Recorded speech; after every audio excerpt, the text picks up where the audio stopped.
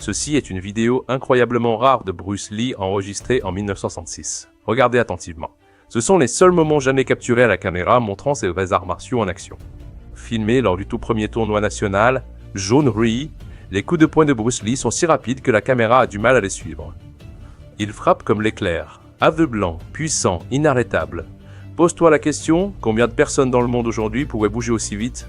Voici le high kick signature de Bruce Lee, d'une vitesse aveuglante mais toujours précis sur sa cible. On retrouve cette même technique dans les compétitions Minma d'aujourd'hui, preuve de son efficacité réelle au combat.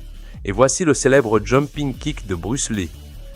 Il pouvait enchaîner 3 coups de pied en l'air, changer de jambe sans effort et tout terminer en seulement 2 secondes.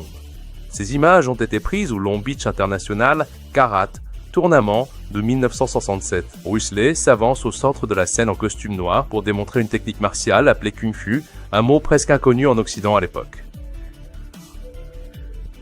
Bristoté. Dans Piaitui, ici de 2 avals. Mais Bruce Lee n'était pas là pour montrer des mouvements spectaculaires. Il voulait démontrer à quoi devrait ressembler un vrai combat, pas du point fighting ou des tapes légères. À l'époque, beaucoup de gens étaient curieux de savoir ce que ce petit Chinois pouvait réellement faire. Souvenez-vous, c'était il y a 58 ans. La plupart du public n'avait jamais entendu parler de Kung Fu. D'abord, Bruce Lee invite un reporter de 1833 sur scène. Ensuite, un pratiquant de karaté est invité à frapper le reporter de toutes ses forces avec un pad. Résultat, le reporter ne recule que d'un petit pas. Puis, c'est au tour de Bruce Lee. Il prévient plusieurs fois le reporter « Tiens bien le pad, parce que mon coup est bien plus puissant qu'un coup de karaté normal. » Bruce place son poing à seulement 1500 cm du pad, et dans une explosion soudaine, il frappe. L'impact envoie le reporter de Hime 133 valser en arrière. Il percute une chaise et roule sur près de 5 mètres. La caméra doit dézoomer pour tout capturer. Et voici la partie la plus choquante quand on ralentit la vidéo.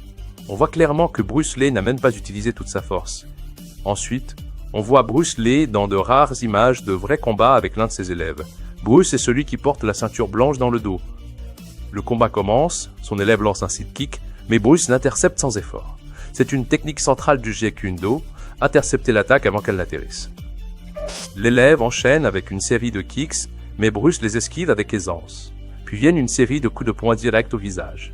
Bruce recule légèrement, puis contre instantanément avec 2 coups éclairs. L'élève encaisse et recule, visiblement secoué. L'élève attaque à nouveau, mais cette fois Bruce bloque et répond avec un puissant coup de genou direct à la tête. Sans le matériel de protection, ça aurait pu être un coup. On sent maintenant l'hésitation chez l'élève. Il tente des feintes, puis lance un autre coup droit, mais Bruce est tout simplement trop rapide. Avant même que le coup n'arrive à mi-parcours, Bruce place un coup propre au visage, balaie son adversaire au sol et enchaîne avec un autre coup. Bien sûr, c'était du sparring, donc Bruce est retenu et n'a pas frappé à pleine puissance. Mais le résultat est clair, Bruce Lee a dominé totalement le combat. Après cette démonstration, le monde n'oubliera jamais la signification du Kung Fu, la naissance du Jeet Kune Do et le nom de ce petit Chinois qui a choqué tout le monde, Bruce Lee. Le mot « superstar » me dérange vraiment. Et je vais vous dire pourquoi. Parce que le mot « star », mec, c'est une illusion. C'est quelque chose que le public vous colle. Vous devriez vous considérer comme un acteur, mec. Je veux dire, vous seriez très content si quelqu'un vous disait « Eh mec, t'es un super acteur ?» C'est bien mieux que « superstar ». Mais moi, je ne me vois pas comme une star. Vraiment pas. Crois-moi quand je te le dis. Voici des images rares de Bruce Lee au tournoi de karaté de 1960 au Madison Square Garden, New York. Assise face à lui sur le ring se tient Chuck Norris qui venait de remporter son tout premier championnat du monde de karaté. En tant qu'invité d'honneur, Bruce Lee est invité dans le ring pour démontrer ses arts martiaux. Ses kicks fulgurants et sa vitesse incroyable laissent Chuck Norris visiblement stupéfait, figé sur place pendant qu'il regarde. Bruce enchaîne ensuite avec certaines de ses techniques les plus célèbres, ses flying kicks explosifs et même ses légendaires pompes sur 2 doigts, prouvant une fois de plus pourquoi il était dans une ligue à part. Quand tu fais face à un adversaire, il n'y a pas d'adversaire. Alors pourquoi? Parce que le mot « je n'existe pas » continue. Un bon combat devrait ressembler à une petite pièce de théâtre, mais joué sérieusement. Un bon artiste martial ne devient pas tendu, mais prêt. Pas en train de penser, mais pas en train de rêver non plus. Prêt à tout ce qui peut arriver. Quand l'adversaire s'étend, je me contracte. Quand il se contracte, je m'étends. Et quand il y a une opportunité, je ne frappe pas. Ça frappe tout seul. Mes amis, j'ai cru autrefois que la puissance venait de la perfection du mouvement. J'ai passé des années à durcir mes poings, à conditionner mon corps, à maîtriser chaque technique.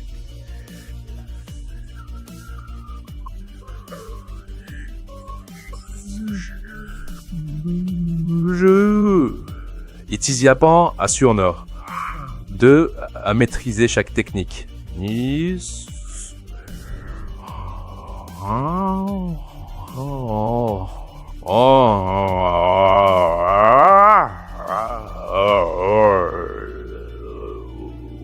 Oh, ma...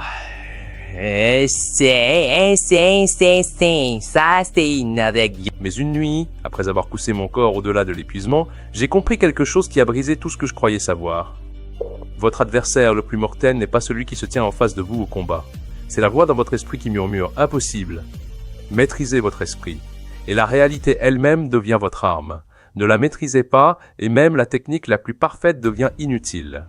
Le secret que j'ai découvert cette nuit-là va changer à jamais la façon dont vous voyez la puissance. Laissez-moi vous parler d'une journée qui m'a enseigné l'essence de la maîtrise mentale. Un maître m'a servi du thé et a continué à verser jusqu'à ce que ma tasse déborde. Alors que le liquide chaud se répandait sur la table, il m'a dit des mots qui m'ont frappé comme l'éclair. Comme cette tasse, ton esprit est trop plein pour recevoir quoi que ce soit de nouveau. J'étais furieux au début. Moi, Bruce Lee, me dire que mon esprit était plein, mais dans cette colère, j'ai prouvé qu'il avait raison. Cette leçon m'a suivi dans chaque combat, chaque séance d'entraînement. J'ai réalisé que je portais une tasse pleine de tout ce que je pensais savoir sur le combat, sur la vie. Mes positions prédéfinies, mes postures fixes, mes croyances rigides, tout ça me limitait. Pour vraiment progresser, j'ai dû d'abord vider ma tasse. Regardez un enfant apprendre.